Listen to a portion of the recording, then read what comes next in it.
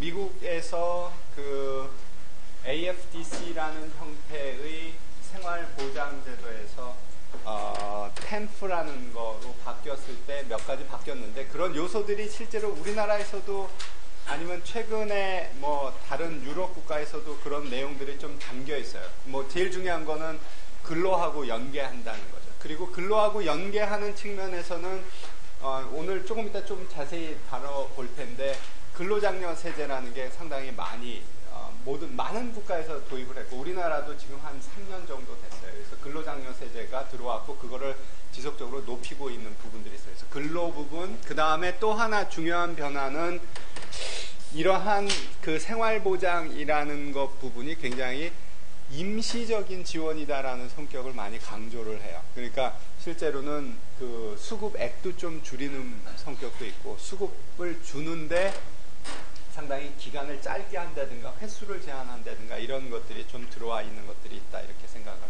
수 있죠. 그래서 미국 제도의 경우에도 생애 전체에 대해서 일정 기간 이상을 이 제도의 혜택을 못 받게 해놨어요. 그렇게 바꿔버린 거예요. 그러면 근데 제가 저번 시간에도 이야기를 했지만, 이거는 근로 능력이 있는 분한테는 이게 효과가 있을 수 있지만, 근로 능력이 없는 사람한테는 이거는 말이 안 되는 제약이에요. 그러니까 근로 능력이 없는 사람은 당연히 국가에서 생활보장을 기본적으로 해야 되는 거라고 생각을 하고요. 그러니까 근로 능력이 있다면 이런 식의 정부의 기초생활보장에서는 좀 벗어날 수 있는 유인을 강화하기 위해서 이렇게 횟수를 제한하는 부분이 있어요. 그래서 복지제도에 항구적으로 의지하려는 유인을 억제하려는 그러한 부분이고, 그래서 이거를 뭐 1년 단위로 해가지고 전체 5년 이상을 못한다, 뭐 이런 것들을 이렇게 제도를 만들어 놨어요. 그리고 뭐 경제학자들 이렇게 어떤 제도가 바뀌면 우리가 그 사회과학에서 이 하나하나 실험을 실제로 할 수가 없기 때문에, 윤리적인 문제 때문에. 그래서 이런 정책이 바뀌면 그 정책의 어떤 부분들을 이용을 해가지고 어떤 실험이 된 것처럼 많이 봐요. 그래서 지금 여기에 인용되어 있는 그로고라는 요 논문은 어떤 걸 보냐 하면, 자녀가 있어요. 자녀가 있는데 어린 자녀를 둔 가족이 있고, 굉장히 그래도 나이가 있는, 뭐 열 몇 살 된 아이가 있는 경우도 있고 5살짜리가 있고, 그렇다면 이런 식의 횟수 제한이라는 그 복지제도에 있어서 이런 제도가 들어오게 되면 누구한테 영향을 더 많이 줄 거라고 생각이 드냐 하면, 어린 아이가 있는 경우.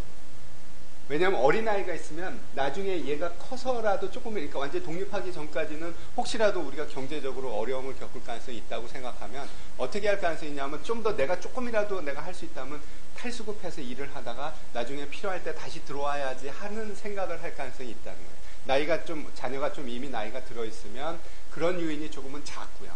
왜냐하면 얘가 뭐 독립하기 때까지 한 3년 남았다, 그리고 지금부터 5년 동안 내가 수급 자격이 있다면 그냥 수급 자격을 유지할 가능성이 있다는 거예요. 그래서 그런 식의 거에 착안을 해가지고 여기에서 들여다봤더니 정말 예측한 대로 어린 자녀를 둔 그 가구의 경우에 이 수급 자격에서 오히려 더 열심히 탈출할 노력을 하더라, 이 제도가 들어온 다음에.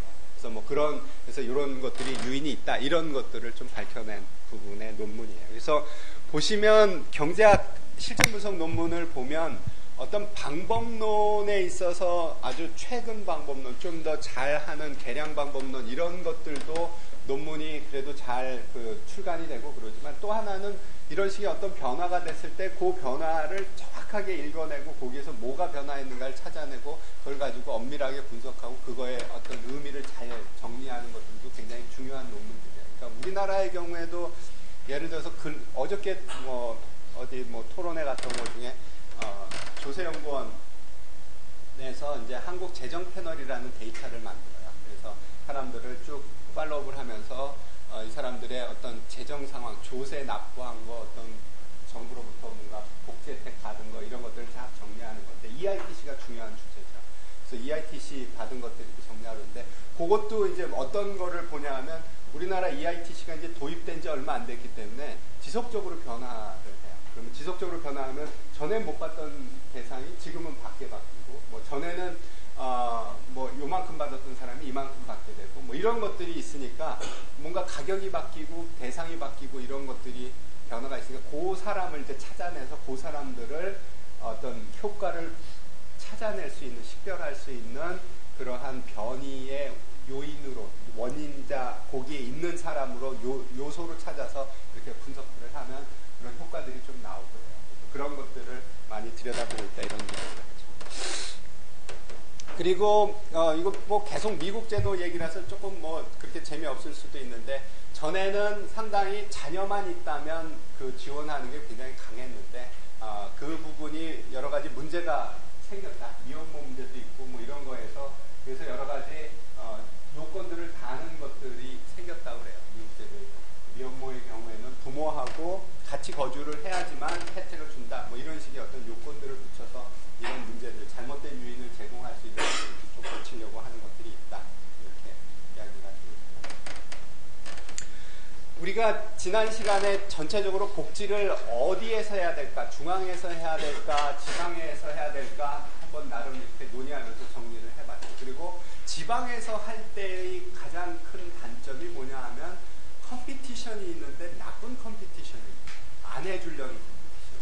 해주면 굉장히 저소득자만 우리 지역으로 오니까 세수는 덜 거치고 지출은 많아지고 그러니까 안 좋을 테니까 굉장히 안 할 가능성이 있다. 이런 현상을 하향평준화, 뭐 레이싱 투 더 바텀이라고 표현을 한다. 그래서 이 복지제도를 경쟁적으로 감축하려는 경향이 발생할 수 있다라는 그러한 예측이고, 그게 과연 미국에서 그런 일이 있었을까? 그러니까 미국의 경우에는 지금 우리보다도 어떤 의미에서는 더 강하게 분권화가 돼 있다고 생각할 수 있어요. 주정부로다가 돈을 그냥 총액 배분하고 주정부에서 이거를 운영을 하도록 하니까 훨씬 더 분권화되어 있으니까 이게 혹시 잘못 작동하지 않을까 해서 들여다봤는데, 그렇게 뭐 뚜렷하게 하향평준화, 이렇게 평준화 이런 현상이 있는 걸로 보이지는 않는다. 이런 이야기를 좀 적어놨죠. 근데 이게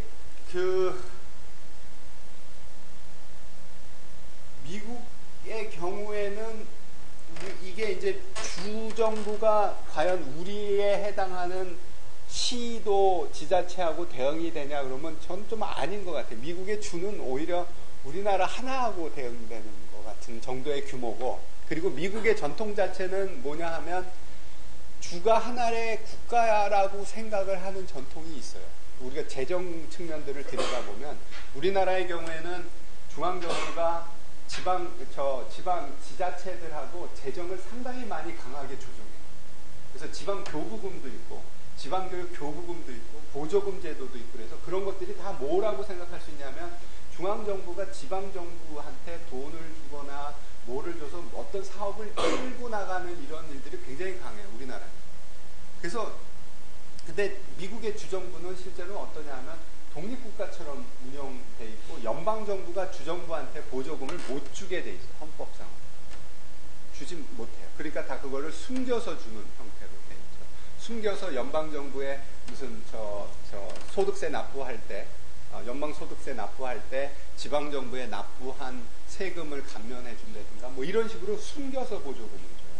우리나라처럼 명시적으로 중앙정부가 딱 해서 전라도에 아니면 경상북도에 거기에 돈을 얼마를 이렇게 내려보내는 그런 시스템이 없어요. 그러니까 이게 어떤 의미에서는 우리는 이게 하나의 나라라고 생각하는 거고, 미국은 주가 하나의 나라고 연방은 뭔가 그 국가들의 그냥 공동체라는 생각이 조금 강해요. 그러니까 우리가 이거를 그냥 우리나라한테 대입할 때 이렇게 대입하면 좀 안 맞는 부분이 있습니다. 그래서 주로 같다는 게 그냥 돈만 받아서 먼저 하고 있다, 이렇게 생각을 할 수도 있죠. 요거 다음으로 우리가 복지제도 들여다보는 제도는 근로장려세제라는 제도예요. 그리고 우리나라에서도 이제 도입해서 시행을 하고 있고요. 점점 확대되고 있는 제도이고, 영어 표현은 Earned Income Tax Credit이에요. EITC라고 부르는 제도고요. 이거는 기본적으로 뭘 하는 거냐 하면, 우리가 예산선을 그릴 때 여기에 우리가 노동공급 모형할 때 여기에 여가 시간이 있고요.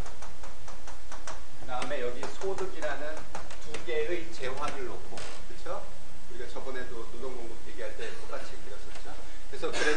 여기에 모든 내가 가진 시간을 여가 시간으로 썼을 때, 내 모든 시간 보존 자원을 썼을 때의 점이 있고, 여기서 내가 1시간 여가 시간을 줄인다는 이야기는 여가 시간을 줄이고 노동을 하나 하는 거죠. 그러면 임금만큼 내가 얻을 수 있겠죠. W만큼. 2시간 하면 2 곱하기 W. 그래서 이렇게 될 수가 있겠죠. 여가를 하나도 안 가지고 모든 거를 내가 가진 시간을 일하면 이만큼. 그래서 이렇게 W가 기울기가 되어 있는 예산선이 있고, 여가 시간이나 소득이 둘 다 구시죠.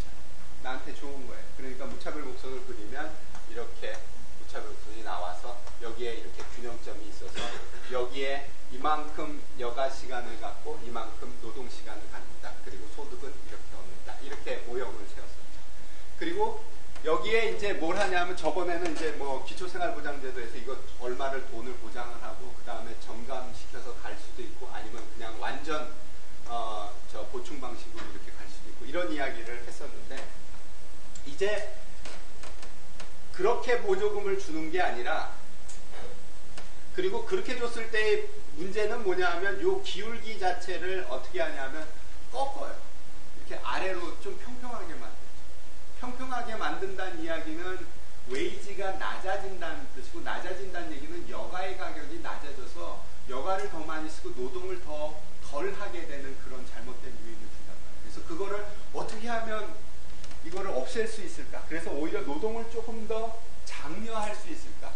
어떻게 하면 근로를 조금 더 장려할 수 있을까? 이렇게 생각을 해보니까 여기서 그림을 그렸을 때 기울기를 이렇게 되는 게 아니라 이렇게 된 기울기를 만들면 좋죠.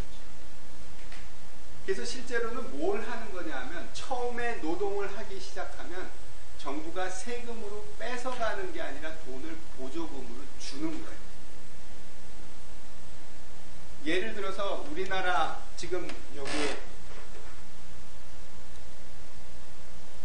미국 제도가 있고 이제 우리나라의 거가 있는데 우리나라 예를 보면 소득이 800만 원이 될 때까지 얼마를 주냐 하면 그 소득의 10%만큼을 정부가 얹혀주는 거예요. 내가 세금 신고를 하는데 뭐라고 어떻게 돼 있냐면 내가 열심히 나가서 일을 했는데 하루에 50만 원씩밖에 한 달에 50만 원씩밖에 못 벌었어요. 그래가지고 50만 원씩 버니까 내가 1년 동안 소득이 600만 원이 나왔어요. 그러면 내가 정부에다가 신고를 하면 원래대로 그냥 이 EITC가 없었다면 근로장려세제가 없었다면 600만 원인데 뭐 내 인적공제 빼고 그 다음에 뭐 자녀공제 빼고 뭐 다른 것도 근로소득공제 빼고 뭐 이러니까 그러면 세금 안 내면 돼요. 그리고 그냥 계산 끝이 그 근로장려세제 도입 전에 계산 겁니다. 지금은 어떻게 하냐면 그러면 어떻게 하냐면 당신 소득이 600만 원이니까 우리가 어떻게 하냐면 800만 원 될 때까지는 10%를 정부가 보조금으로 줍니다. 그러니까 내가 소득을 600만 원을 벌었는데 세금 신고를 했더니 뭐라 그러냐면 세금을 납부하라는 게 아니라 60만 원을 나한테 줘요.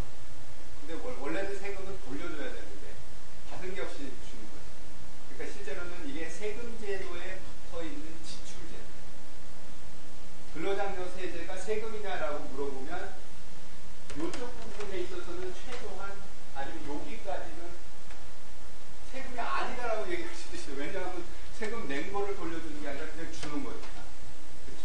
근데 계속 지출하고 요즘은 보면 지출하고 조세하고 중간쯤 되는 제도들이 마구 들어오기 시작하는데 근로장려세제가 대표적입니다. 전에 우리 유류세 환급이라는 거를 2008년 금융위기 나오고서는 했었는데 리만 브라더스 사태 나오고서. 근데 유류세 환급이니까 세금 낸 걸 돌려준다 이렇게 이름은 돼 있는 것 같은데 실제로 유류세를 내지도 않은 사람들을 대상으로 돈을 준 거예요. 그러니까 지출제도였어요. 그러니까 그런 식으로 이름하고 이게 안 맞는 부분이. 그래서 그와 같이 맨 처음에 800만 원이 되기 전까지는 오히려 돈을 10%씩 주는 거예요. 그래서 80만 원이 맥시멈 보조금. 지금 이제 제가 오늘 2013년도 개정된 것도 제가 집어넣었는데 이 금액이 훨씬 많이 올라가요. 처음 도입했을 때 이 정도였고 그 다음에는 어떻게 되냐면 800만 원에서 1200만 원 이 숫자는 뒤에서 최근 바뀐 걸 다시 볼 거예요. 근데 구조는 똑같아요. 이와 같이 점증하는 구간이 있고요. 평탄한 구간이 있고 그 다음에 점감하는 구간. 정부가 주는 보조금액. 그래서 소득이 800에서 1200만 원 사이 나면 어떻게 정부가 주냐 하면 그냥 80만 원을 그대로 똑같이 줘요. 그 다음에는 1200만 원이 넘어가게 되면 요 넘어가는 거에 16%씩 주던 돈에서 깎아줘요. 깎아서 덜 주는 거예요. 예를 들어서 내가 1300만 원을 벌었다. 그러면 얼마냐 하면 80만 원에서 16만 원을 뺀 64만 원을 보조금 거죠. 그래서 이렇게 해서 꺾어서 줘서 이게 1700만 원이 되면 이렇게 하면 여기가 500만 원이죠. 500만 원 곱하기 16% 하면 80만 원이에요.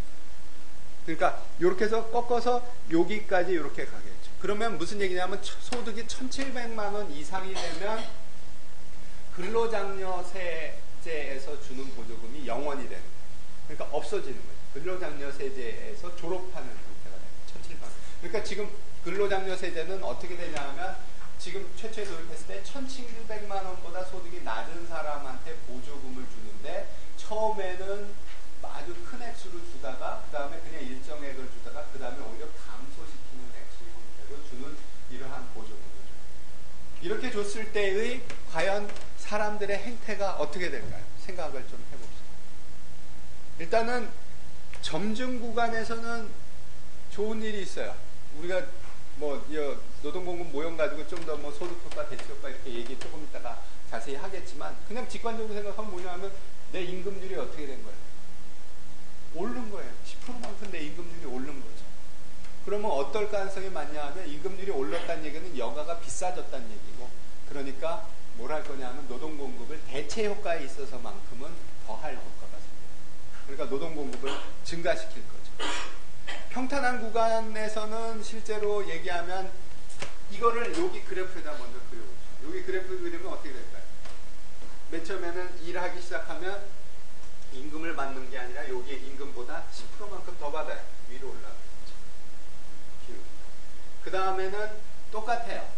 그러니까 평행선으로 가겠죠. 그 다음에는 꺾어쳐서 아래로 내려오고 요 구조가 돼요. 그래서 요거를 지금 우리가 이렇게 쓴다면 뭐지?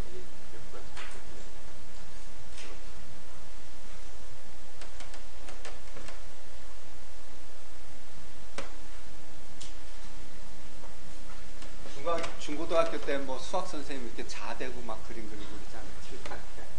네. 아무튼 지금 우리가 저기 있는 제도를 요 그래프상에 옮긴다면 요렇게 옮겨질 거고 여기가 800만 원, 여기가 1200만 원, 여기가 1700만 원 이렇게 그래프가 되겠죠. 그러면 실제로 여러 가지 정부가 주는 세금 보조금은 전부 예산선 모양을 바꾸는 거예요. 예산선 모양을 어떻게 바꿀까를 이제 보면 돼요. 그래서 지금 근로장려세제는 예산선을 이와 같은 형태로 꺾어치는 모양으로 바꾸는 세제라고 생각하십니다. 그러면 이때 노동공급이 어떻게 될 건가라고 생각을 하면 여기가 A 구간, 여기가 B 구간, 여기가 C 구간이라고 한다면 일단 먼저 좀 논의를 해보면 A 구간에서는 기울기가 올라갔어요. 그러니까 대체 효과가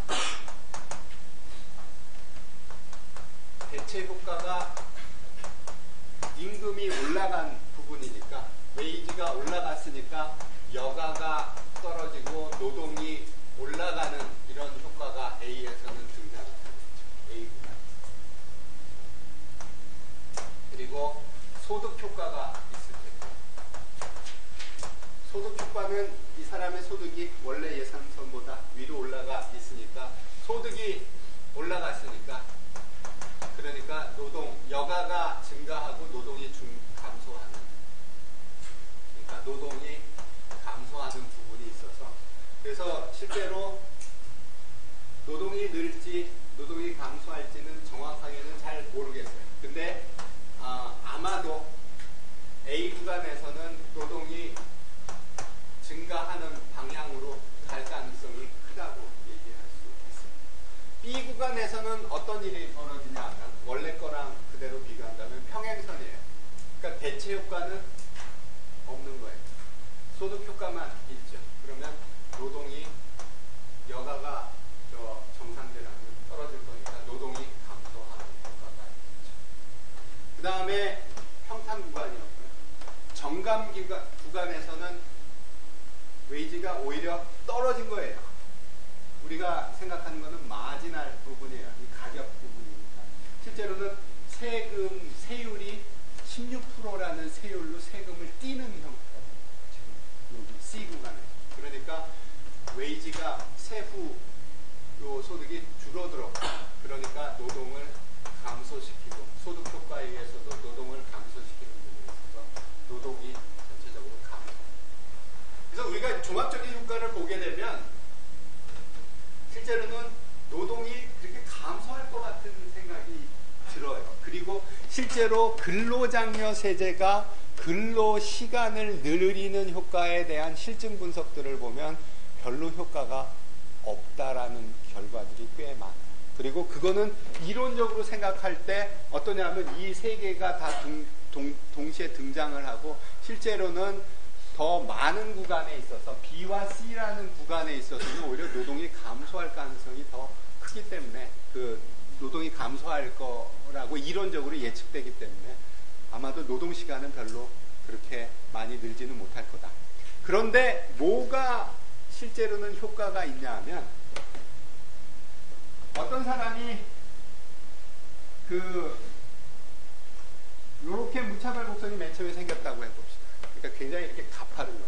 일하기 싫어하는 사람. 일하기 싫어하는 사람이어서 여기 그냥 일 안 하고 그냥 있던 사람. 근데 여기에 만약에 굉장히 가파른 기울기에 여기 임금선이 등장했다. 그러면 어떨 가능성이 있어요?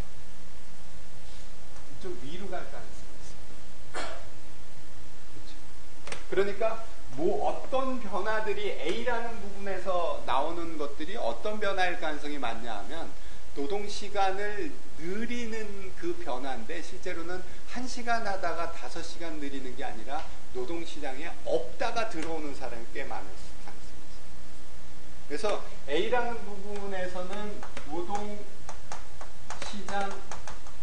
참가 부분이 굉장히 증가할 가능성이 있어요. 그러니까 우리가 그 노동경제학에서 뭐라고 부르냐면 extensive margin, intensive margin 이런 표현들을 쓰는데 뭐냐면 extensive margin은 0이냐 양수냐 이런 부분이에요. 그래서 노동시장에 없던 사람이 들어오는 거예요. 그래서 실제로 A 부분은 extensive margin이에요. 그러니까 그렇게 그 자신의 행동을 완전히 바꿔버려요. intensive margin에 있어서는 굉장히 효과가 작아요. 근로장려 세제. 원래 근로를 하던 사람이 느리는 부분은 별로 없어요. 안 하던 사람이 새로 들어오는 효과는 꽤 큰 걸로 나와요. 그리고 그게 우리가 그래프 그려보면 소득효과, 대체효과, 그리고 그래프 한번 예산선 그려보면 그럴 것 같은데 라는 부분들이 등장하죠. 그리고 연구 결과가 실증분석 연구 결과도 실제로 이런 부분이 제일 커요. 노동시장에 없다가 노동시장에 들어와서 그냥 낮은 소득만 얻는 정도의 노동을 하는 사람들이 신규로 나오는 이런 효과가 제일 커요. 근로장려. 그래서 그렇게 되어 있는 부분들로 되어 있죠. 그래서 우리나라 거만 제도를 봅시다. 그래서 미국 제도하고 실제 구조는 똑같은데 다만 보조금 액수가 훨씬 작았고요. 그러니까 미국 제도가 보조금이 얼마였냐 하면 4,536불이니까 보조금이 한 500만 원쯤 되는 거죠. 500만 원인데 우리는 맨 처음에 들어왔을 때 얼마였냐면 80만 원. 그러니까 한 6분의 1, 7분의 1, 그 정도 되는 6분의 1 수준이었다가 지금은 좀 올라갔어요. 올라가서 지금 그래프를 제가 최근 거를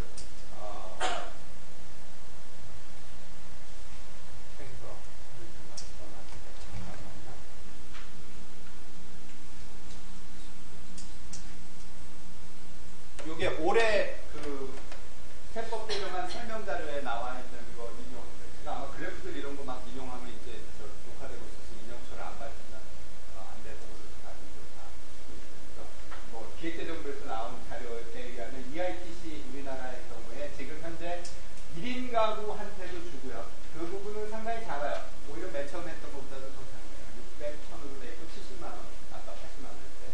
근데 뭐냐면 그 부부가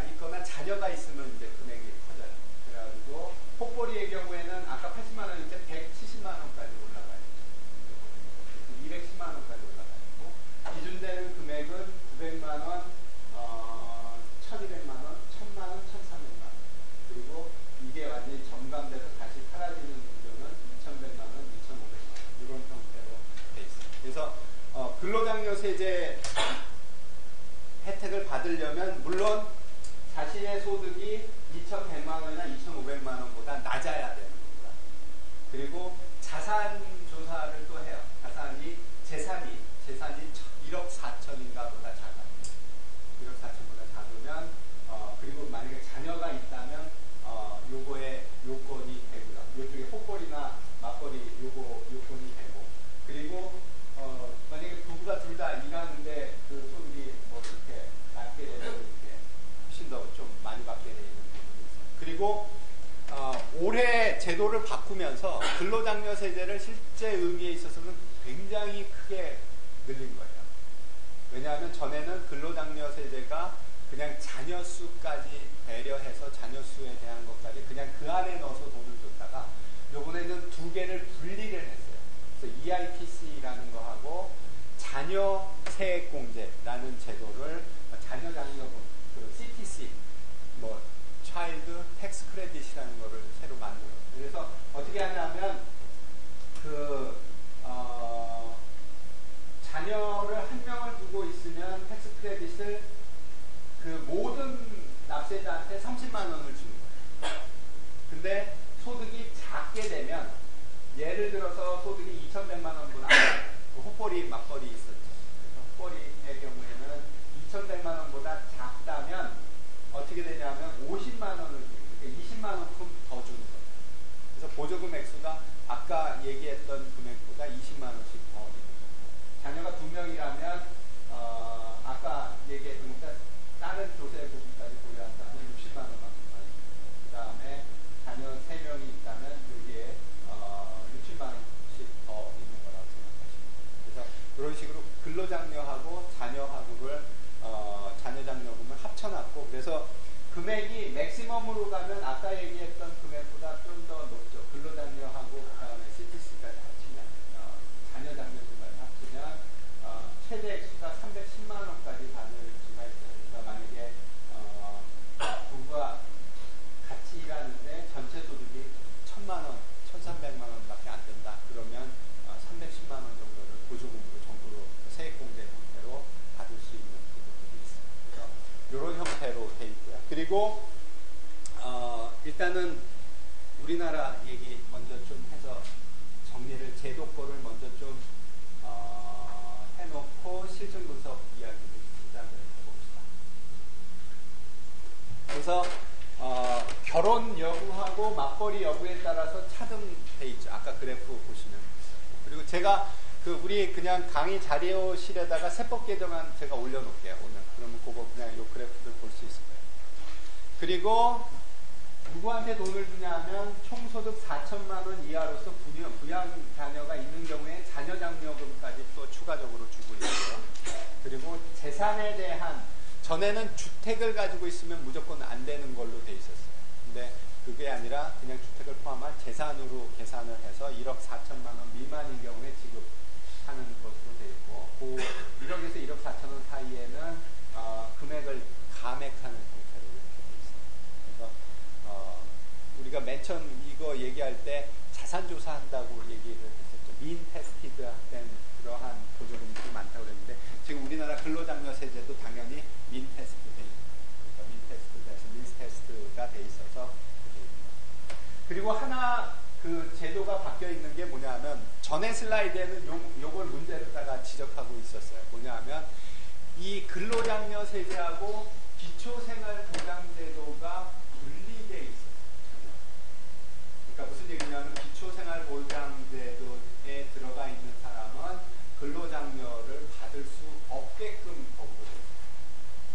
그러니까 기초생활보장제도에 있는 사람은 완전 통합급여를 받았다고 해요. 그리고 근로장려라는 제도가 있는데 일하면 얼마 더 추가적으로 주는 제도가 있는데 그것도 못 받게 돼요. 그러니까 근로율이 굉장히 약했던 거죠. 근데 요번에 올해 세법 개정하면서 얘네 두 개를 같이 놨어요. 그러니까 무슨 같이 놨다는 이야기는 뭐냐 하면, 기초생활보장제도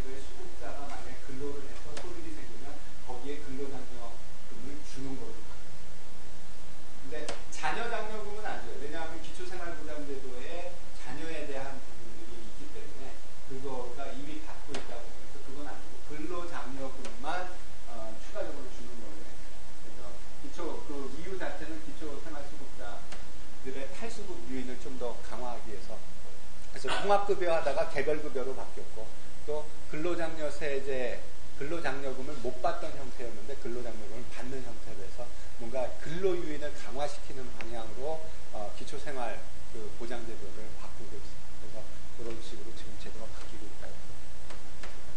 그래서 뭐 이렇게 근로장려세제는 상당히 많은 국가에서 활발히 활용되고 있고요. 그리고 오래된 제도는 아니에요. 근데 이게 근로하고 연계돼 있고, 그리고 우리가 생각하면 이렇게 근로하는 거에 보조금 주는 건 좋은 것 같다는 생각이, 그래서 빠르게 선진국 사이에 확산되고 있는 거죠. 그래서 우리나라도 빠르게 지금 제도 도입을 했고요. 그래서 제일 중요한 부분은 뭐냐면 노동시장에 참가하는 것, 익스텐시브 마진에 있어서의 효과가 커요. 우리가 예측한 대로. 그래서 특히 이제 소득이 낮은 쪽이니까 이쪽이.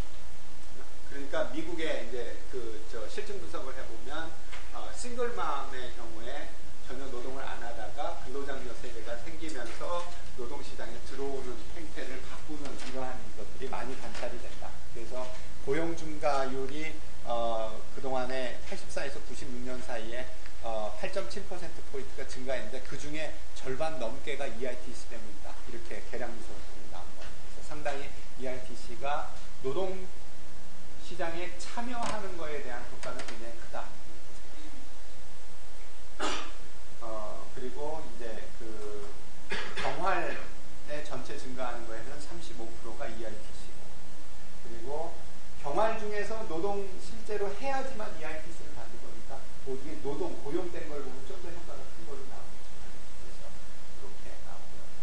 그렇지만 근로 시간, 인텐시브 마진에 있어서의 효과는 상당히 섞여 있다. 그러니까 좀 약하게 나온다 이렇게 생각합니다. 그리고 이게 그래프로 보면 그럴 것 같다는 생각이 들죠. 그래서 아주 큰 영향은 별로 없다. 아마도 점감 구간에 C가 점감 구간입니다. 이쪽에 저해하는 효과가 A에 증가시키는 효과하고 아마 상쇄하는 거가 있지 않을까 이렇게 생각이 된다. 그래서 이런 부분들이 등장을 한다. 아마 EITC 제도는 앞으로도 상당히 많이 커질 거예요. 그래서 이 부분이 아마 우리가 논의할 때에는 상당히 이제 아주 저소득이 아니라 조금은 위쪽으로까지 가야 되지 않나라는 생각들은 가지고 있는 사람들이 꽤 있어요. 그래서 미국의 경우에는 기준 금액을 보시면 이때가 38,000까지 가요. 38,000이니까 4, 5천만 원. 그래서 꽤 위쪽으로 올라가 있는. 요즘 대졸자 친구들이 보통 초임 받으면 3,000에서 4,000 사이. 그러니까 아마 우리나라에서도 근로장려 세제 여기에서는 살짝 벗어나요. 캡터스나 아마 그런 정도. 근데 아마 더 올라갈 가능성이 있을 수도 있을 것 같은데.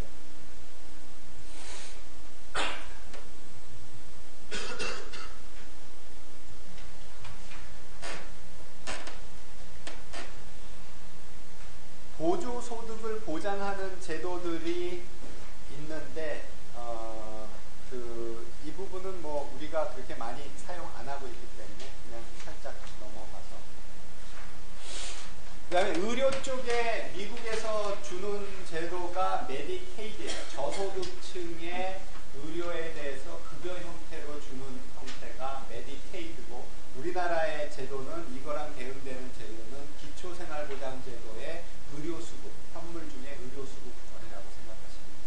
그래서 그런 부분들이고, 그리고 의료수급권을 주게 되면, 그리고 전에는 약간 수가도 차등화하고 그랬었는데 우리 건강보험 얘기할 때 이 얘기를 했지만 동일하게 만들어 놓고 있어요. 그래서 그런 부분들이 있는데, 이게 이제 민간 쪽의 의료시장은 이런 부분들이 있을 수 있다라고 생각했는데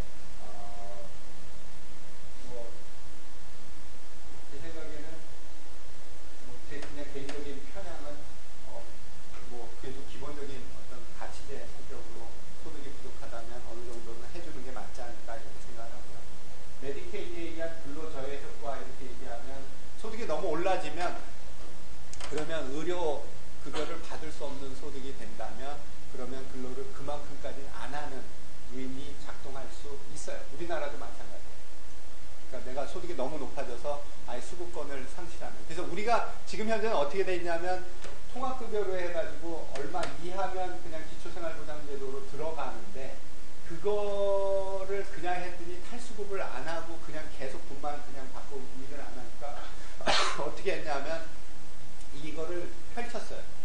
그러니까 그리고 이제 근로장려세제도 붙이고 그래가지고 소득이 제가 다 기억은 안 나는데 먼저 현금급여 부분이 얼마 이하가 되면 현금급여를 주고요. 현금급여를 못 받는 수준으로 소득이 올라갔더라도 교육급여는 줘요. 그러다가 또 얼마 이상이 되면 교육급여를 안 줘요. 그러다가 소득이 더 올라가면 의료급여를 그때까지 또 계속 주다가 그 다음에 또 안 줘요. 그런 식으로 이렇게 펼쳐놨어요. 그래서 요 근로를 저해하는 효과를 좀 뒤로 늦추고 좀 이렇게 연차적으로 하도록 이렇게 분리를 해놓은 제도로 바꿨어요. 오래 바꿨어요. 개별급여는 그랬고 그것도 이렇게 위로 펼치는 부분들을 갖다 해서 그래서 미국의 경우에 그거를 그냥 제도로 표현을 한다면 이게 메디케이드의 혜택이다. $1,000만큼 내가 의료 보험을 내가 안 내고 여기 정부에서 내주는 거다. 이렇게 생각을 하면 내가 여가 시간을 이만큼 해서 근로를 이렇게 점점 할 때까지 하는데 내 소득이 이거 이상이 되면 지금 요 그래프에서 여기 있는 점, 1000점, 노치라는 여기 있는 점 이상이 되게 되면 내가 어떻게 되냐면 요 메디케이드 혜택 자체를 잃어버리는 거예요. 그럼 예산선이 어떻게 될 거냐면 이렇게 올라가다가 툭 떨어져서 수급권을 그렇게 설계를 합니다. 그리고 많은 경우에 수급권을 그렇게 설계를 잘 해놔요. 얼마 소득 이하면 주고 얼마 소득 이상이면 안 준다. 현물의 경우 그렇게 되어 있기 때문에 그러면 이렇게 올라가다가 툭 떨어져서 이렇게 하면 무차별 구성 그리면 어디로 많이 나올까요? 당연히 여기 있는 점 어디로 딱 소득을 내가 수급권을 잃지 않는 정도 근처까지 소득을 벌고 그리고 더 이상은 노동을 안 해요. 왜냐하면 더하면 여기서 푹 떨어져요. 그러니까 그럴 가능성이 있다는 거예요. 그래서 여기에 이렇게 예산선이 나오고 많은 경우에 사람들의 선택이 수급권을 잃지 않는 정도의 수준의 소득까지만 얻고 거기 더 이상 노동은 자기가 능력이 있다고 안 하는 이런 것들이 나타났습니다. 저희가 뭐 연금 얘기하면서도 이거 비슷한 얘기 한 번 했어요. 연금도 어떻게 되냐 하면 연금을 수급하고 있는 저 사람의 경우에 다른 소득 얼마 이상이 생기면 자기의 연금을 많이 잃어버리는 그 기준점이 있어요. 그게 지금 300만 원이라고 보수를 정면했습니다. 그러면 어떠냐면 그 300만 원이 여기에서의 평점이 돼요. 여기가 300만 원 외부 소득. 그러면 딱 어떻게 하냐면 300만 원 안 되게 하고 여기 어디에 있으니까 연금도 받고 외부 소득도 받고 290만 원만 월급 주면 굉장히 좋아하면서 와서 일을 한다. 이렇게 됩니다. 더 주면 거의 그냥 한계세율이 100% 그대로 나갑니다.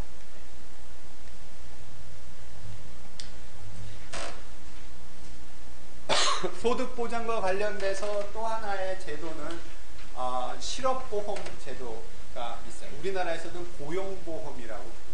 우리는 뭔가 이렇게 긍정적으로 표현하려는 단어들을 많이 사용해요. 그러니까 실업이라는 위험에 대비한 보험인 거예요. 근데 고용보험이라고 이름을 바꾸니까 무조건 고용이 되게끔 보험을 해준 것 같아요. 조금 그렇긴 한데 원래 이름 정확하게 맞자면 Unemployment Insurance가 맞죠. 그러니까 근데 실업이라는 말을 사람들이 너무 싫어하니까 우리는 고용보험이라고 이름을 붙여놨어요. 그러면 왜 실업에 대해서 보험을 주는가 생각을 해보면 민간에도 실업보험을 할 수가 있어요. 민간에서 뭐 하냐면 뭐 어디 무슨 AIG 무슨 LIG 뭐 이런 데서 당신이 실업되면 실업되기 전에 돈을 얼마 보험료를 내면 실업됐을 때 보험금으로 얼마를 주겠습니다. 이런 보험 상품을 내놓을 수 있는데 그런 보험 상품을 내놨을 때 우리가 지금까지 얘기했던 그 두 가지 문제, 역선택의 문제, 도덕적 해이의 문제가 둘 다 심각하게 벌어질 수 있어요. 일단은 민간에서 그 시장에 이렇게 실업보험 보험을 팔면 어떤 사람이 살까요? 나는 절대로 실업 안 돼. 교수 별로 안 잘리죠. 잘릴 가능성 별로 없는데 나보고 실업보험 들으라 그러면 내가 뭐라 그럴까요? 나 분명히 안 잘리는데 보험료 낸 게 그냥 나한테는 전부 그냥 손실인 거예요. 그러면 그건 내가 왜 들어요? 안 들겠죠. 근데 어떤 사람은 내가 조금 있으면 실업될 걸 내가 알고 있어요. 1년 뒤에. 내가 일도 잘 못하고 있고, 그리고 우리 기업이 잘못하면 망할 것 같기도 하고, 뭐 내가 굉장히 뒤처져 있고, 그러면 누가 와서 실업보험 사라 그러면 어떻게 하면 돼? 야, 그거 좋으네. 그거 뭐 맥시멈으로 받으려면 얼마 들으면 돼? 그러면 내가 그동안 얼마 보험료 내놓으면 진짜 큰 액수를 받을 거라고 내가 알기 때문에 그렇게 되죠. 당연히 역선택이 굉장히 실업보험의 경우에. 그렇죠? 그리고 실업보험 이런 식의 역선택 문제를 해결하는 방법은 뭐라고 그랬어요? 강제로 하는 거, 그게 공동체 요율이었고, 그거 말고 또 하나가 있었죠. 경험률이라는 방법이었어요. 그러니까 실업보험을 어떻게 하는 것도 실제로는 방법이냐면 이 사람이 실업을 얼마나 그동안 자주 했나 이걸 보고서는 보험료를 책정하면 돼요.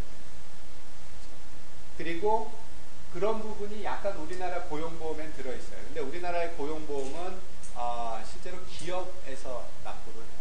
기업에서 납부를 하고 이제 이렇게 돼 있기 때문에 어떤 기업이 기업의 규모나 또는 과거에 뭐 이런 것들을 따져가지고 그 요율을 결정을 해놔요. 그래서 그렇게 경험률이 약간 우리나라의 경우는 들어가 있는 상태예요. 그래서 역선택 문제가 굉장히 크기 때문에 이거를 누가 해야 된다고 생각하냐면 강제보험으로 해야 됩니다. 그래서 우리나라도 저 고용보험이 강제보험 그러면 들어가야 되는 부분이죠. 그래서 그렇게 도덕적 해이 문제가 굉장히 커요. 일단 내가 실업보험에 들은 다음에는 내가 내 행동을 바꾸겠죠. 전에는 상사가 나한테 굉장히 괴롭혀도 실업보험 없을 때는 꾹 참고 내가 이걸 안 하면 큰일 나는데 이제 실업보험이 일단 있고 나면 내가 실업이 되더라도 한 60%는 받을 수 있다 이렇게 생각하면 뭐 못 참겠다 이렇게 하고 나올 수도 있겠죠. 그래서 그게 도덕적 해이에요. 내 행동을 바꾸는 거죠. 일단 보험에 가입한 이후에. 그래서 이런 일들이 벌어집니다. 그리고 정부가 강제보험을 하는 것은 역선택 문제는 해결하는 거지만 도덕적 해이 문제를 해결하는 건 아니에요. 그렇죠, 당연히. 그렇죠? 그러니까 그런 부분들이 일단 이렇게 생각합니다. 그래서 뭐 세전소득 대비 실업보험금의 비율이 대략 50%. 근데 이것들도 많이 유럽에서도 좀 낮추고 그런 부분들이 있어요. 보험. 그러니까 이게 만약에 소득 대체율이 굉장히 높다면 어떨 것 같아요? 실업을 많이 나가겠죠. 그리고 그 실업보험은 실제로는 자발적 실업에 대해서는 보험금을 안 주는 거예요. 그러니까 대부분 뭐라고 그러냐면 이거를 받을 수 있게 서류는 만들어서 나오죠. 그러니까 기업 입장에서는 그렇게 만들어 달라 그러면 안 해줄 유인이 별로 없어요. 그래서 받을 수 있는 자격이 되게끔 뭐 이렇게 된 걸로 나오기는 하는데, 그래서 이 실업보험의 경우에 중요한 변수가 몇 개가 있는데, 그래서 이게 자발적이냐 아니냐를 구분해서 자발적이면 안 준다 이런 거가 있는데, 실제 작동에서는 실무에서는 별로 큰 힘이 없고요. 실제로 중요한 게 소득 대체, 얼만큼 주냐. 많이 주면 많이 실업이 되고, 적게 주면 덜 되고. 그래서 이거를 좀 많이 낮췄고, 가장 극단적으로 좀 많이 크게 개혁했던 국가가 독일이에요. 독일이 2000년대 초반에 하르츠라는 사람이 슈레더 총리할 때 들어와가지고 하는데, 그 사람이 실제로는 이 실업급여를 엄청 낮춰요. 급여 수준을, 소득 대체를 낮추고, 그 다음에 우리가 얘기하는 비정규직을 양산시켜요. 그러니까 독일에서의 그 비정규직을 뭐라고 그러냐면 미니잡이라고 불러서 그냥 짧게 일하는, 그러니까 시간제. 그리고 지금 우리가 얘기하고 있는 박근혜 정부에서 얘기하고 있는 시간제 근로도 약간 그런 성격이 있다고 생각을 할 수는 있어요. 근데 아마 정부에서 뭐 이거 보면 되게 싫어할 수 있거든요. 뭐 이거 왜 이렇게 폄하하면서 얘기하냐 했는데, 어찌됐든 독일에서의 경우에도 그렇게 비정규직을 많이 하는데, 다만 비정규직이라도 사회보험이 들어가는 비정규직을 만들어요. 그러니까 사회보험 혜택을 줄 테니까, 다만 뭐 임금이나 뭐 이런 고용 조건이나 이런 것들은 조금 정규직보다 약한 형태로 들어오는 제도를 도입을 했고, 그게 그게 어떤 의미에서 시간제 근로하고도 비슷해요. 우리가 지금 얘기하는 시간제 근로도 보험 혜택은 제공을 하되 좀 유연하게 시간을 조절할 수 있게 하는 제도를, 근로 형태를 만들자, 이런 부분이겠죠. 그래서 실제로 소득 대체율 중요하고요. 또 하나는 뭐가 중요하냐 하면 실제로 얼마 동안 실업급여를 주냐. 그래서 그 정리를 조금 해볼게요. 실업급여, 어떤 요 실업급여 제도에서의 중요한 요소, 고용보험이라고 우리나라에서 부르니까 고용보험의 주요 요소라고 얘기할 수 있는데, 아까 뭐 실업의 형태, 자발적이냐 아니면 타의에 의한 것이라는 부분이 있고, 또 하나는 소득 대체율 부분이 있고요. 그 다음에 실업급여 지급 기간이 있어요. 이걸 얼마나 줄 건가. 그리고 이 어떤 제도 개편되는 것들을 보면 대체율 낮추고 이거 기간 낮추고 이런 나라들이 꽤 많아요. 그러니까 어떤 의미에서 굉장히 나빠지는 실업 가능성이 있는 사람입니다. 또 하나는 어떤 구직 활동, 그 다음에 훈련 등에 대한 요건을 부여하는 것들이 어떻게 돼 있냐, 얘를 얼만큼 강하게 부여하느냐도 나라별로 좀 다르고 굉장히 중요한 요소. 그래서 구직 활동을 해야지만 실업급여 준다, 이렇게 요건을 거는 경우도 꽤 많아요. 그리고 당신이 요 훈련에 참여해야지만 받는다, 이렇게 요건을 거는 것들도 꽤 많아요. 그리고 이게 뭐 얼마 전에 프랑스의 무슨 외신 한번 본 것 같으네요. 한 열흘 전쯤에. 그래서 이쪽에 무슨 훈련이 있는데 훈련에 자꾸 사람들이 안 나오는 거예요. 그러면 옛날에는 그냥 사유서 하나 내면 되는 걸로 했는데, 그걸 증명서를 내라. 내가 어디가 아팠다 그러면 병원, 누가 돌아가셨다 그러면 사망, 이런 것도 증명서를 내라고 그랬더니 막 사람들이 이거 막 항의하고 이런 거 저 외신에서 한 열흘 전쯤에 본 기억이 있어요. 그래서 이런 부분들이 고용보험에 있어서 주요한 요소들이라고 생각하시면 돼요. 재원을 조달하는 방식은 경험요율제도, 아까 이야기한 것처럼 실업을 많이 발생시킨 기업, 요거는 이 고용보험료는 기업들이 납부를 해요. 그러니까 물론 기업이 납부를 한다고 해서 전부 기업 부담이라고 생각할 수는 없어요. 왜냐하면 그만큼 임금을 낮출 수도 있기 때문에 기업이 조절을 하면서. 그래서 어찌됐든 거기에서 뭔가 쉬프트가 일어나지만, 전가가 이루어지지만 어찌됐든 내는 주체는 기업으로 되어 있죠. 그래서 많이 일시해고하고 이런 데에 더 많이 내게 하는 이런 율 형태로 되어 있고요. 대체율이, 소득 대체율이 크면 실업기간 상승하는 이런 부분들은 굉장히 차갑지만 그렇게 나와요. 그러니까 그렇게 나오는 부분들이 있다, 이렇게 생각할 수 있겠죠. 우리나라의 경우에 고용보험의 경우에 또 하나 이슈가 되는 부분은 뭐냐 하면, 고용보험이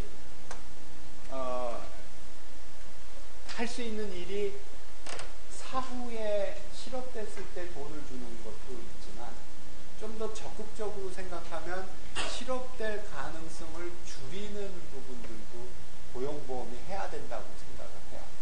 그래가지고 교육훈련 쪽에도 많이 써요. 그래서 기업들이 자기네들 무슨 사내교육 같은 거 하고 그럴 때 그게 좀 그러니까 이렇게 쉽지 않으면 고용보험에서 이렇게 좀 일정 정도 해주는 부분으로 보내고 그래요. 그리고 실업됐을 때에도 교육훈련이 굉장히 강하고.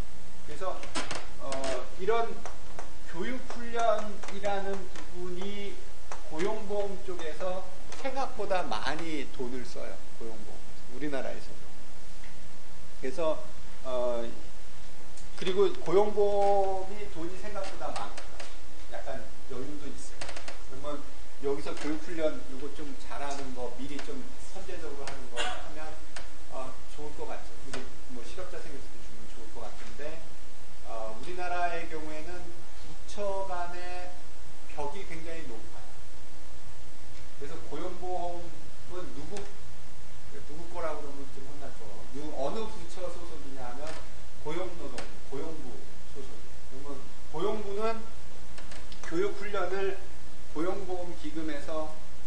정도를 떼어다가 이제 교육훈련에 쓰고 싶은 거예요. 쓰죠. 근데 이거를 제가 개인적으로 생각할 때는 직업과 관련된 아주 좋은 기구가 어디 있을까요? 전문대학. 전문대학의 사명이 뭐냐 하면 고등직업훈련기관이 전문대학이라고 저는 생각해요. 그러면 그쪽에 이 돈이 좀 가야 될 것 같아요. 저는 생각해요. 그래서 이거를 고용보험에서 한 거를 저 전문대학 쪽에서 실업자들이 교육훈련을 받는, 아니면 좀 더 적극적으로는 실업이 안 되도록 교육훈련을 시키는 거에 사용을 하면 좋겠다고 생각을 하고 기회가 될 때마다 가끔 이야기를 해요. 그러면 고용부에서는 뭐라고 얘기하냐면 이 핑계 저 핑계 다 돼요. 이 핑계 저 핑계 되고 그리고서는 안 해요. 전문대에서 하는 교육훈련에는 고용보험에서 쓰는 교육훈련 프로그램 비용이 안 가게 이렇게 저렇게 막아놔요. 그리고 자기네가 지정한, 고용부가 지정한 교육훈련 기관에 보조금을 줄 때만 많이 쓰고 싶어요. 그리고 그런 형태를 좀 더 강하게 하고 있는 게 폴리텍이에요. 한국 폴리텍 대학이라는 거 들어보셨어요? 그게 어디 소속인지 아세요? 고용부 소속. 그래서 고용보험기금에서 남는 돈을, 거기 남는 돈을, 제가 오늘 녹화한 거 중에 많이 편집을 해야 될 거예요. 아무튼 그 부분을 그쪽에 써서 실제로 고용부가 자기 입맛에 따라서 교육훈련을 하죠. 그래서 굉장히 전국에 퍼져 이렇게 각각 있죠. 폴리텍 대학 이렇게 해서 각 지역마다 있어서 그거를 하는데 성과는 상당히 좋아요. 운영도 잘 돼요. 그래서 그런 쪽으로 사용되고 있다 이렇게. 그래서 근데 약간 저는 이거 부처 간의 벽을 좀 허물어야 되는 부분 중에 하나라고 생각해요. 이게 전문대 쪽에 그 훈련 쪽으로 들어가는 게 필요하다고 생각해요. 그래서 약간 컸어요. 아주 약간. 근데 그래서 하도 이제 전문가들이 이거 여기다 써라고 그러니까 아주 마지못해서 조금 열어놨는데 실제 돈은 아주 조금 있어요.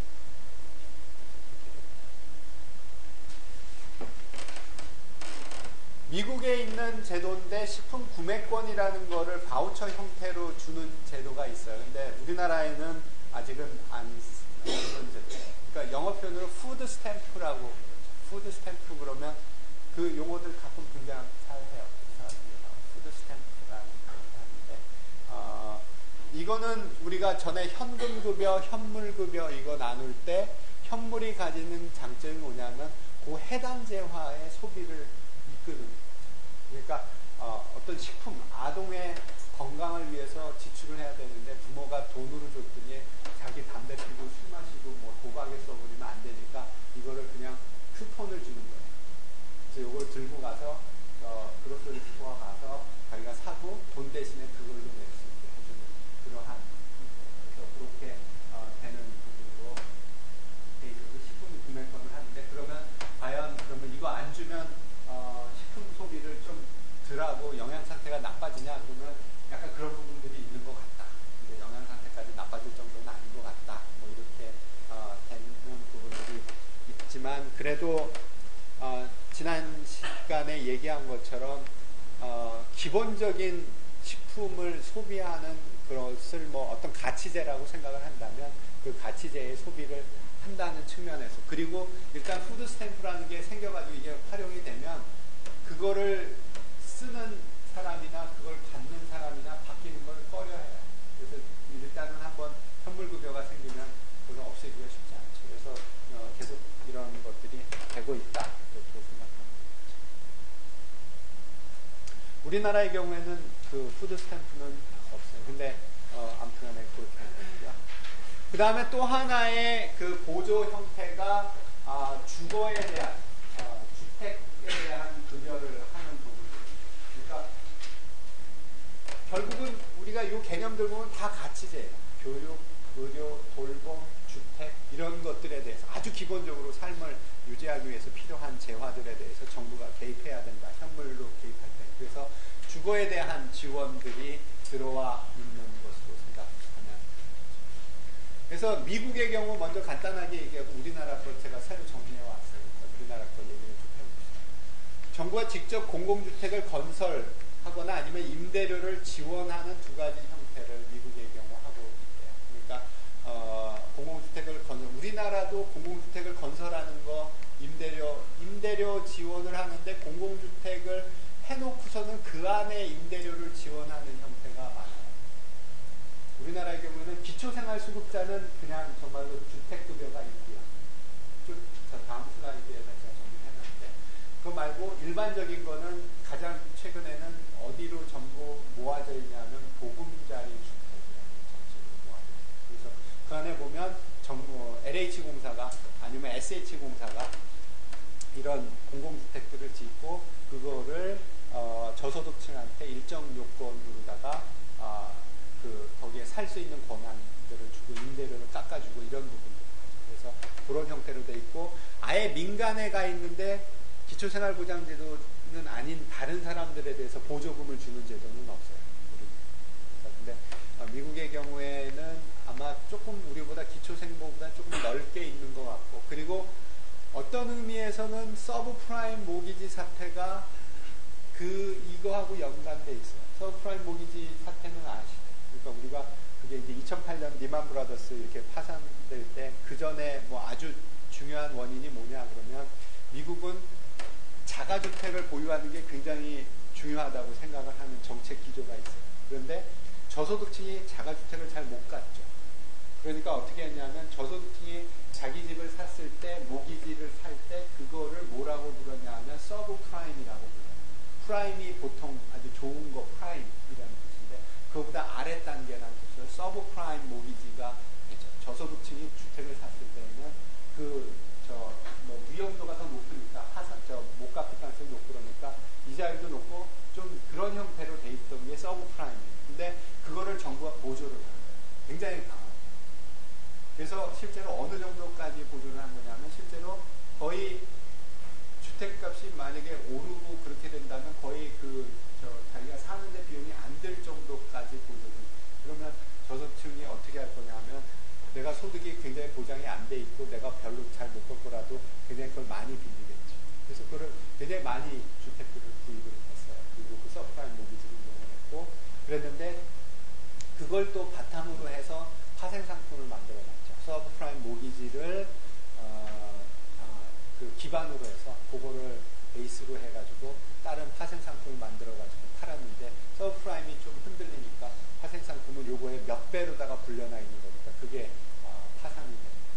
그래서 그게 결국 서브프라임 모기지고 그러니까 결국 그것도 주거지원 형태하고 연결이 돼 있어요. 그러니까 좀 과도한 부분들은 좀 피해내는 부분들이 있어요. 그래서 이렇게 돼 있는 부분들이 있어서 그리고 미국에서는 또 어떤 연구들을 하냐면 그러면 미국 정부가 아주 강하게 주택 보조를 하는 지역에 가면 그쪽에 민간 주택이 구축되는 정도가 얼마큼일까? 이거 스타디가 한 0.5 정도 된다. 그러니까 이런 부분들이 있고 우리나라에서도 유사한 연구를 이철인 교수가 하는 게 있는데 그게 미국보다 더 큰 걸로 나온다고 해요. 그러니까 0.8 정도. 그러니까 보금자리 주택 들어오면 그 지역에는 다른 이 주택들이 상당히 그만큼 구축되는 거예요. 근데 저도 아주 자세히는 안 봤지만 그냥 물리적으로 토지가 제한되어 있다면 그 구축과 상당히 클 가능성이 있죠. 근데 물론 그게 완전히 제한되어 있는 건 아니에요. 대지라는 게 그것도 토지는 제한되어 있지만 주택을 지을 수 있는 대지라는 거는 그래도 탄력성이 있으니까 그렇긴 한데 그래도 어쨌든 상당히 우리나라의 경우 큰 걸로 나온다 이렇게 생각하는 부분이 있죠. 우리나라 제도 조금 제가 설명을 해놨어요. 그래서 우리나라 제도의 경우에는 기초생활보장제도에서의 주택급여 부분이 있고요. 이 슬라이드는 또 새로 만들어 놓은 거예요. 그 다음에 보금자리 주택 사업이라는 거를 해요. 그래서 보금자리 주택이라는 건 뭐냐 하면 공공에서 그러니까 주로 많이 하는 데가 누구냐면 아까 얘기한 대로 LH가 뭔지 아시죠? 랜드하고 하우스예요. 굉장히 쉬운 단어 두 개죠. 토지주택공사. 그러니까 우리나라에 LH공사가 있고 SH공사가 있고 그러니까 서울시의 하우스를 책임지는 데요. 그래서 그렇게 해서 얘네들은 준정부기관이에요. 공기업. 공기업에서 얘네들이 뭘 맡냐 하면 보금자리 주택사업이라고 이름을 해가지고 다 모아놨는데 그래서 얘네들이 공급을 해요. 미국도 좀 공급을 하고 아니면 민간에서 하고 그냥 다만 임대료 보조를 주는 형태를 한다고. 근데 우리는 조금 더 공공 쪽으로, 그러니까 민간에다 하고 보조 주는 거는 별로 없어요. 그러니까 이 주택급여 말고는. 그래 놓고 여기에 가격 보조를 하는 형태로 돼 있다 이렇게 생각하면 돼요. 그래서 제가 이거 뭐 오늘 홈페이지 가서 얘네들 거 중에 하나 이렇게 내가 보기에 이게 잘 요약되어 있는 걸로 보면 이제 지역별로 수도권 지방 이렇게 해가지고 이렇게 해놨는데 어떻게 돼 있냐 하면 수도권 지방 분양주택 임대주택 이렇게 돼 있고요. 임대주택 이렇게 150만 호를 지금 짓겠다고 계획이 돼 있고, 분양하는 거 그러니까 실제로 지어서 팔아서 주는 거가 70만 호, 임대하는 거 장기 임대주택이라고, 장기 임대주택이 80만 호 돼 있고요. 그래서 공공임대라고 그래서 20만 호, 그러니까 뭐 나중에 이게 그 사람 거로 바꿔주는 형태고, 장기 전세라고 그러는 게 10만 호, 그 다음에 장기 임대라는 게 50만 호. 그래서 여기에서 보시면 공공임대나 이런 것들이 좀 임대료 같은 걸 좀 낮게 해서 보조금이 돼 있는 부분이 있고요. 가격 보조금. 그리고 또 하나는 소득에 따라서 임대료 자체를 차등해서 이렇게 만드는 제도를 또 해요. 그래서 국민임대가 40만 원. 그 다음에 영구임대라는 부분은 최저소득층을 대상으로 해서 시중가의 30%로 아예 굉장히 낮게 하는 거예요. 그래서 이런 식의 형태로 하고 있죠. 한번 그냥 생각들을 조금 해봐 봅시다. 그러니까 우리가 이게 주택시장이에요. 여기에 뭐 아니면 좀 더 그냥 편하게 임대시장이라고 보고, 임대시장에 어떻게 되냐면 여기에 수량이 있고 여기에 가격이 있어요. 그래가지고 이렇게 수요 공급이 있어요. 그렇죠? 그래서 시장에다 그냥 맡겨놓는 거예요. 그냥 만약에 처음 출발해 시장에다 맡겨놓으면 임대주택이나 이런 게 좀 안 많고, 그 다음에 가격은 굉장히 높다고 생각을 합니다. 그러니까 정부 입장에서 보면 그냥 임대주택 지금 보니까 뭐 수량이 너무 조금이고 가격은 너무 높아요. 그러면 이제 여기에 개입을 하고 싶은 거예요. 정부가 개입을 하고 싶어요. 그러면 개입을 이제 시작을 하죠. 아주 쉽게 개입할 수 있는 첫 번째 방법은 가격을 통제하는 거예요. 정부가 개입하는 방법은 몇 가지가 있어요. 가격을 통제하는 거, 수량을 통제하는 거, 그 다음에 공급을 바꾸는 거예요. 근데 지금 우리가 하고 있는 정책들은 실제로 뭘 하는 거냐 하면 공급을 바꾸고요. 그 다음에 가격에 대해서는 어떤 직접적으로 규제하는 게 아니라 보조금을 주는 거예요. 그러니까 수단이 굉장히 여러 가지가 있고, 그러니까 일단은 정책 수단 나열을 좀 해보면 첫 번째는 가격을 규제하는 방법, 수량을 규제하는 방법, 세 번째 공급을 변화시키는 방법, 그 다음에 가격을 보조하는 방법. 그래서 여러 가지 정책 수단들이 있죠. 그래서 그 미시 시간에 처음 뭐 이런 그래프 그리고 이게 저소득층이 가기에 너무 임대료가 비싸다 그러면 처음에 생각할 수 있는 정책이 뭐냐 하면 가격 상한제를, 임대료를 그냥 뒀더니 200만 원인데 이거는 저소득층이 가서 한 달에 200만 원씩 내고 살기 너무 비싸다. 그러니까 임대료는 뭐 20평짜리 뭐 주택의 경우 임대료는 맥시멈 100만 원이다. 이렇게 정해버려요. 100만 원보다 더 높으면 불법이다. 이렇게 잡아가는 거죠. 그게 첫 번째 방법. 가격 규제, 그리고 가격 상한제를 하는 거죠. 프라이스 실링을. 그래서 이렇게 하면 미시 시간에 배운 대로 문제가 여러 가지가 발생을 해요. 그러면 그때의 공급량하고 수요량이 안 맞기 때문에 초과 수요가 벌어지기 때문에 뭘 해야 되냐 하면 누가 이걸 얻을 수 있는가를 할당을 해야 돼요. 그러면 저소득층을 찾아내가지고 당신은 이 임대주택 100만 원짜리에 들어갈 자격이 있습니다, 없습니다 판별을 해줘요. 그래서 그렇게 해서 할당을 해줘야 돼요. 할당을 해주고 나면 이 사람이 여기에 들어가고 나면 문제가 뭐냐 하면 요만큼 수량 공급됐을 때 딴 데 밖에 있는 사람들이 이만큼의 가격을 내고 싶어 하는 사람들이 있거든요. 거래량은 요걸로 될 테니까 100으로 상환을 했습니다. 그러면 무슨 일이 벌어지냐면 내가 자격은 있는데 내가 어떻게 하냐면 다른 사람한테 돈 조금 받고 그 사람, 딴 사람이 와서 사는. 지금 우리나라도 그런 경우 있어요. 임대주택을 이거를 이렇게 가격을 낮게 해놓고 그러니까 여기 들어왔는데 실제로 더 결국은 이런 가격 규제가 들어가고 가격 보조가 아니면 가격 보조가 들어가고 그랬을 때 무슨 일이 벌어지냐면 그 블랙마켓이 생겨요. 그래서 실제 그 대상자가 아닌 사람이 이렇게 들어와서 쓰게 가능성이 있어요. 그래서 그런 부분들이 분명히 있고 이게 효과가 굉장히 클 가능성이 있어요. 그래서 그냥 가격 규제만 써서는 안 되겠다라는 생각을 해요. 그 다음에 지금 이 경우는 수량 규제하는 것은 별로 의미가 없어요. 그러니까 실제로는 이쪽 편으로 보내는 거니까 지금 요 주택 문제에 있어서 수량 규제는 조금 잘 안 맞고. 그 다음에는 공급을 바꿔버려요. 그게 바로 우리나라의 LH공사와 SH공사의 사명이에요. 그 기관에 주어진 건 뭐냐면 공공주택을 건설해서 공급하는 공공주택. 그러면 공공주택을 건설한다는 뜻은 뭐냐 하면 공급을 증가시킵니다. 공급을 증가시키면 무슨 일이 벌어지죠? 수요가 그대로 있더라도 값이 떨어지겠죠. 그리고 저는 어떻게 판단하냐면 가격 규제보다는 공급을 하는 게 훨씬 더 좋아요. 이렇게 해서 공급을 늘려놓으면 그러면 실제로 여기에 들어오는 수량도 훨씬 늘어나고요. 가격도 떨굴 수 있어요. 같은 수량.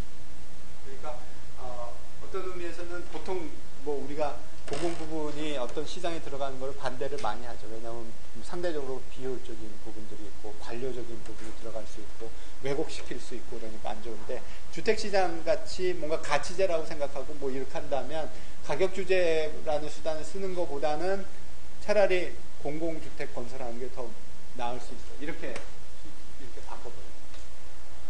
그래서 그렇게 하고 있고요. 그래서 150만 호를 공급하겠습니다. 그러니까 지금 요 갭이 150만큼 수량을 늘리겠다. 그래서 늘려서 공급을 하겠다는 거고, 그리고 거기에서 뭘 하냐 하면 임대료를 차등을 하든지 저소득층한테 이렇게 아주 낮은 가격으로 주든지 이런 걸 하겠다. 그래서 이렇게 해놓고 값도 여기에서 그냥 여기에 들어올 사람 그리고 수요가 더 아래쪽에 있는 사람이라면 값을 더 소득이 낮아서 지불할 수 있는 가격이 더 낮은 사람이라도 더 아래쪽으로 주겠다. 그래서 이런 식으로 형태가 되어 있는 부분이고, 근데 문제는 뭐냐 하면 상당히 비용이 많이 들어가는 정책입니다. LH공사가 지금 채무가 상당히 커요. 150 몇 조가 그렇게 최근 숫자를 받았습니다. 공기업 하나가 뭐 억도 아니고 조도 아니고 조도 몇 조도 아니고 100몇 조예요. 150조인가. 그러니까 굉장히 비용이 많이 드는 사업인데 실제로는 정부가 해야 되는 사업일 수 있습니다. 그래서 이렇게